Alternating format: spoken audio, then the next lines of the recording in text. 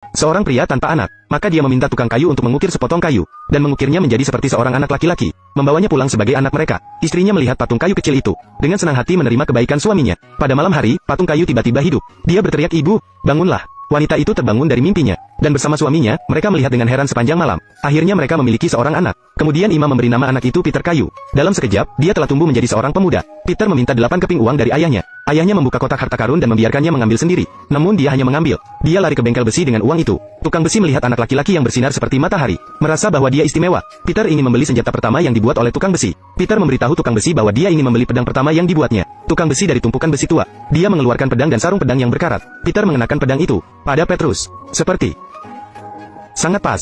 Kemudian dia meletakkan koin itu dan berlari pulang dengan senang. Keesokan harinya, Peter membawa ayahnya ke pasar. Dia mendorong masuk ke dalam kerumunan, melihat 2 sapi yang diikat bersama dengan rantai emas. Pemilik sapi berjanji bahwa siapapun yang bisa memotong rantai emas akan mendapatkan sapi itu. Peter berlari ke depan, mengayunkan pedang dan dengan cepat memotong rantai emas. Suara benturan rantai emas terdengar hingga ke 12 negara sekitarnya. Kemudian kedua sapi itu berlari masuk ke kandang dengan ekor mereka. Pemilik sapi mendekati Peter dan memberinya instruksi. Sapi-sapinya hanya makan bara api. Peter mengingatnya dengan baik. Kembali ke kandang, dia membakar 12 potong kayu. Saat arang hampir habis terbakar, dia menuangkannya ke dalam tong kayu. 2 sapi itu dengan cepat memakan semua bara api. Lalu salah satu sapi itu berjalan ke arah matahari terbenam. Sapi lain berjalan menuju matahari terbit. Kemudian Peter memanggil ayahnya. Dia mengetuk sudut pintu sebelah kiri dengan jari. Tiba-tiba pot bunga di dinding mulai mengalirkan anggur merah. Sudut dinding kanan mengalirkan koknak. Dia juga menyiapkan meja. Dia memberitahu ayahnya, setiap orang yang lewat rumah bisa minum anggur di sini. Kemudian Peter berkata lagi, jika suatu hari ayah melihat kereta bajak berhenti di depan pintu, Peter melompat ke atas kereta. Anggur merah akan berubah menjadi air. Koknak akan berubah menjadi darah merah segar. Itu berarti dia sudah mati. Jika ayah ingin menemukannya, dia harus naik kereta bajak. Dia satu-satunya yang tahu di mana Peter berada.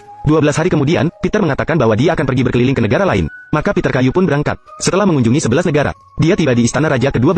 Peter berharap raja akan membiarkannya menjadi tukang kayu di sini, asalkan bisa memberikan makanan dan minuman. Raja tua itu setuju, dan sangat puas dengan pekerjaannya. Selama periode ini, putri raja juga jatuh cinta pada Peter yang berbakat. Dia berharap raja setuju untuk pernikahan mereka. Raja juga merasa bahwa Peter adalah seorang pemuda yang baik, maka mereka berdua disetujui. Tapi tidak lama kemudian, raja menerima surat. Dia menangis dengan sedih, karena penulis surat meminta dia untuk memanggil pasukan untuk berperang. Setelah mengetahui hal itu, Peter meminta raja untuk tidak sedih. Dia akan mengusir musuh seperti kertas ini. Jadi Peter sendirian, dengan pedang di tangannya. Dia membunuh banyak tentara di depannya. Tapi pada akhirnya, dia tersandung. Musuh memanfaatkan kesempatan untuk membunuh dan mengubur dia di bawah tanah. Keesokan paginya saat matahari baru terbit, sebuah kereta arit datang ke depan rumah Peter. Tikus melompat ke atasnya. Anggur merah berubah menjadi air. Brandy berubah menjadi darah. Ayah tidak pernah menyangka akan ada hari seperti ini. Dia segera naik mobil untuk mencari anaknya. Saat itu, 2 makhluk mitos turun dari langit. Langit dan bumi seketika berguncang. 2 sapi mulai menggali tanah tanpa henti. Akhirnya mereka menggali hingga menemukan Peter. Pada saat itu, dia sudah terpisah dari tubuhnya. Tidak ada tanda-tanda kehidupan. 2 sapi menggunakan tanduk mereka untuk menyatukan tubuhnya, lalu meniupkan jiwanya ke dalamnya. Peter bangun dari tidurnya dan kembali ke istana.